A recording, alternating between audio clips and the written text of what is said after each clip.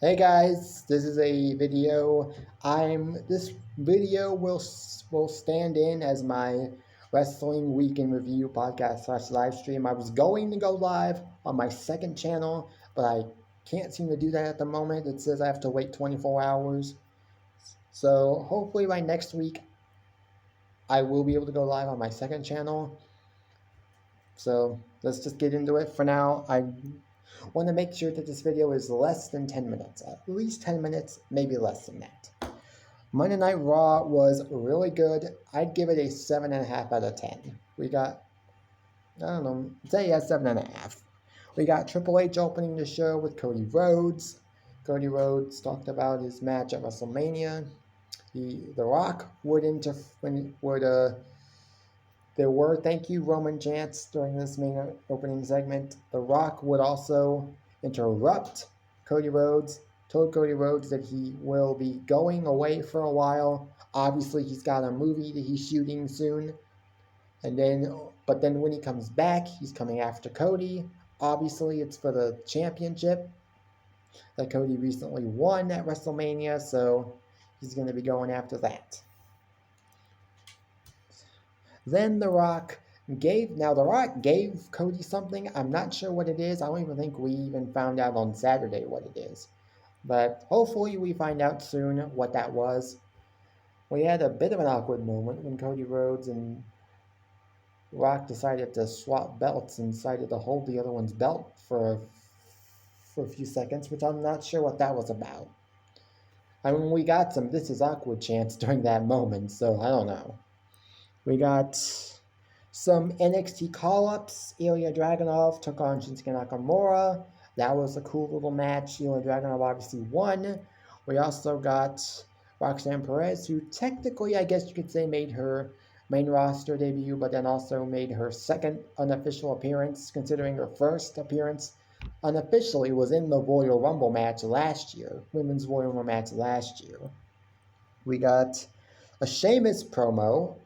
Sheamus is back. He'll be back this upcoming Monday Night Raw, so I'm excited for that. We got Drew McIntyre calling out CM Punk, obviously. Obviously, he's not happy about losing his title, losing the World Heavyweight Championship in mere minutes. We also got a Fatal 4-Way match to determine Damian Priest's first challenger as champion. Jey Uso would win the match after Drew McIntyre was about to win the match, but CM Punk would distract him, allowing Jey Uso to get the spear and the Uso splash for the win. So when that match happens, I don't know. Maybe they do it at Backlash. We'll see what happens. That was basically the main highlights. We got like Liv Morgan attacking Rhea Ripley backstage. That match, that feud is obviously going to be starting soon. Excited for that. We got an Awesome Truth match with Judgment Day with John Cena, so I was also excited for that. And that's basically about it. We got a Chelsea Green versus Jade Cargill match, which was not even that long, just mere seconds, maybe 15 seconds at most, and it was 1, 2, 3 ending. Jade Cargill wins.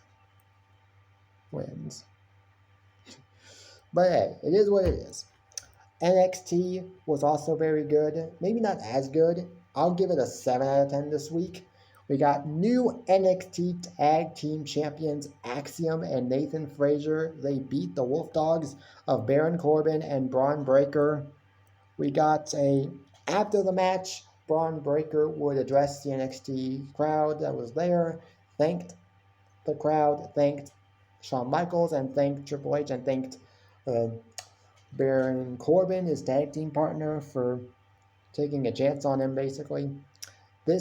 Now he will be going up to the main roster officially on a full-time basis, most likely on SmackDown because that's where we've been seeing him. And he officially signed a SmackDown contract, so I figure that's where they're going to keep him.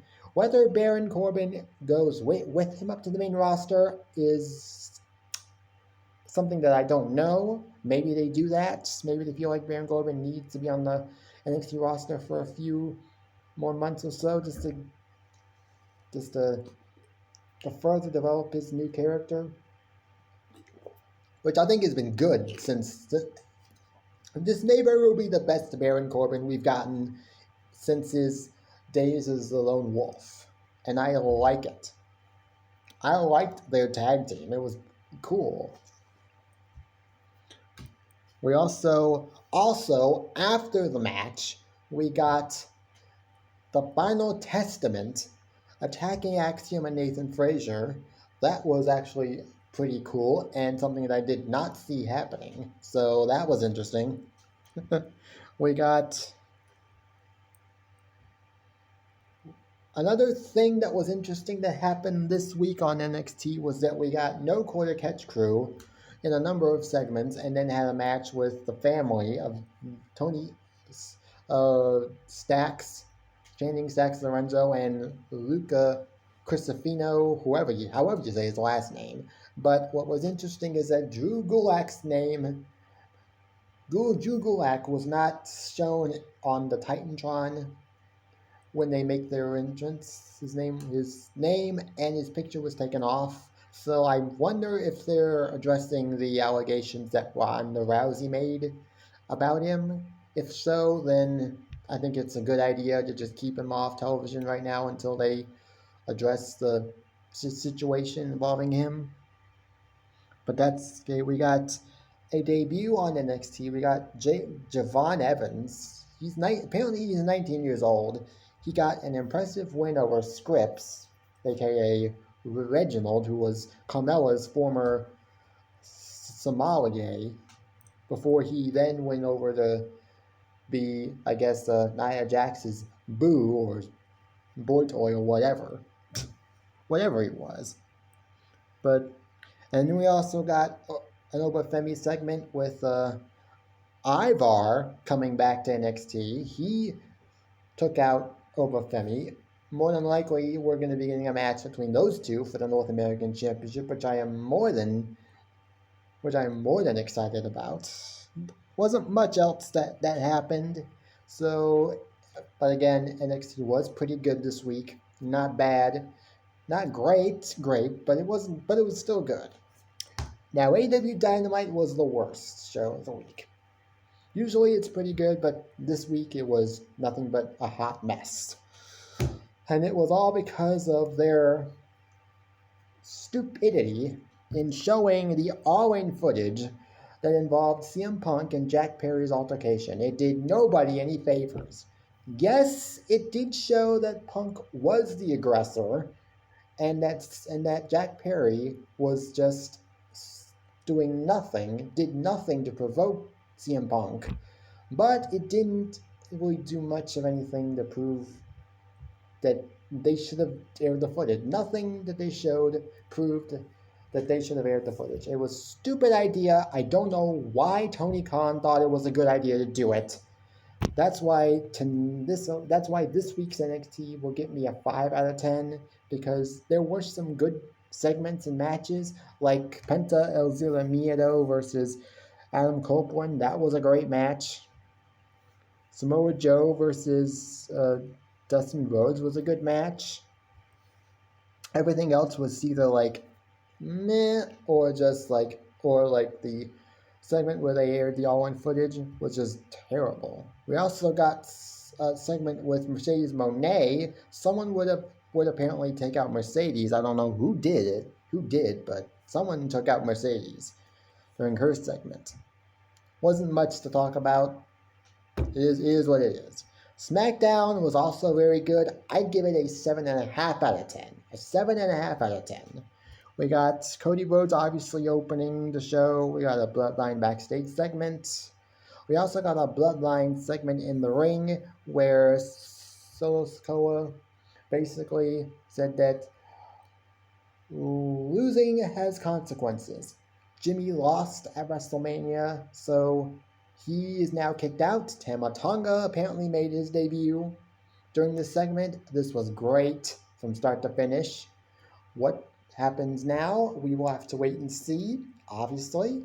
We got 2 triple threat matches We got LA Knight versus Bobby Lashley versus Santos Escobar. The winner will face the winner of a second triple threat match happening in the main event, which was Rey Mysterio versus Kevin Owens versus AJ Styles.